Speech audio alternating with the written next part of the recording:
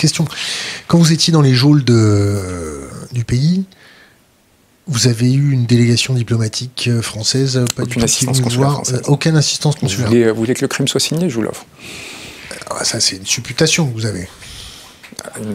C'est quand même la moindre des choses, je pense, non, quand vous vous retrouvez dans une situation comme celle-ci, d'avoir assistance consulaire espagnole. L'Espagne, tout de suite, envoie son consul, tout de suite. Tout de suite. Mais vraiment, attendez, la terre entière était connue de ce qui était... Enfin, la terre entière, je veux dire, ça faisait la une de tout le pays, et même en France, on l'entendait... D'ailleurs, ce qui est très touchant, mes compagnons de cellule sont venus me voir pour me dire « ça y est, t'es sauvé ». Les Gilets jaunes ont annoncé une manifestation, c'est sur RFI, pour te défendre. Oui, ce qui montre aussi, là aussi, de façon très forte, l'écho qu'a eu ce mouvement. En fait, c'est peut-être une des dernières choses qui a fait briller la France auprès des peuples. Vous voyez, pas des médias oligarchisés ou bourgeois qui s'excitent avec des cérémonies de Jeux Olympiques et ainsi de suite. Des choses qui font la fierté de ce pays, il n'y en a pas beaucoup. Et ils considéraient que dès le moment qu'il commençait à y avoir en fait une partie du peuple français, parce qu'ils considèrent que les Gilets jaunes étaient une représentation du peuple français, qui commençait à se mobiliser, le pouvoir ne pourrait rien pour empêcher que je sois... Vous connaissez le surnom qu'on a donné aux Gilets jaunes? Allez-y. Le canari dans la mine de la mondialisation.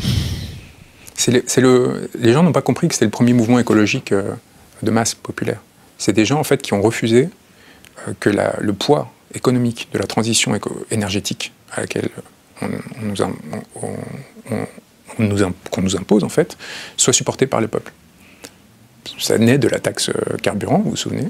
C'est-à-dire, théoriquement, c'est comme ça, c'est ce que prétendait à l'époque Édouard Philippe, une taxe qui était censée financer justement les dispositions de transition énergétique qu'on a découvert, enfin c'est moi d'ailleurs qui l'ai révélé avec Wikileaks, que c'était en fait une manière de financer le CSE, une des exemptions fiscales qui aujourd'hui nous valent la situation dans laquelle le budget de l'État est, et qu'ils avaient échangé entre eux pour se dire, bon, comment on déguise ça, on fait une transition. Et les Gilets jaunes ont compris, sans même avoir la source, ils n'avaient pas besoin. Et ils sont sortis pour dire, vous ne nous toucherez pas, et c'est pas nous, vous, élite bourgeoise, qui depuis des décennies est en train de profiter du système de l'hydrocarbure, en gros, du pétrole, du gaz, et ainsi de suite, qui vous êtes engraissés à pas savoir quoi en faire, qui n'avez rien fait pour que, d'une part, ça soit redistribué, les revenus de tout ça, mais aussi pour structurer la société, pour la préparer à l'après. Maintenant, vous voulez que nous, qui avons été exploités pendant toutes ces décennies, on soit à nouveau les dindons de la farce, et qu'on vous aide à préserver vos richesses, votre position sociale, alors vous ne servez à rien, et qu'on continue à trimer pour vous permettre pour que vous, rien ne change.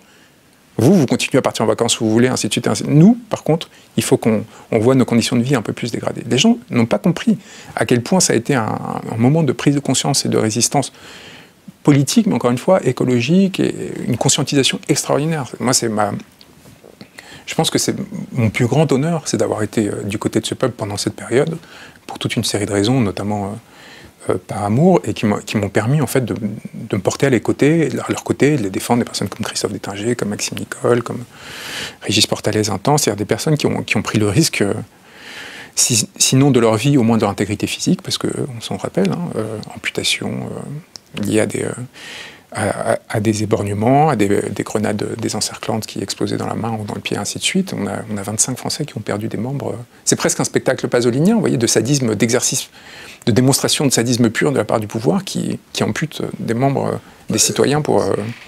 Je dirais pas de sadisme, je dirais, si vous m'autorisez à reformuler votre pensée, des mesures contre-insurrectionnelles dignes d'un pays du tiers-monde. Et en état de choc. C'est-à-dire un pouvoir en état de choc qui n'arrive plus à contenir la vague populaire qui vient les dévaster et qui ne les a pas dévastés par choix. Parce qu'à l'Élysée, on rentrait sans aucune difficulté, j'y étais.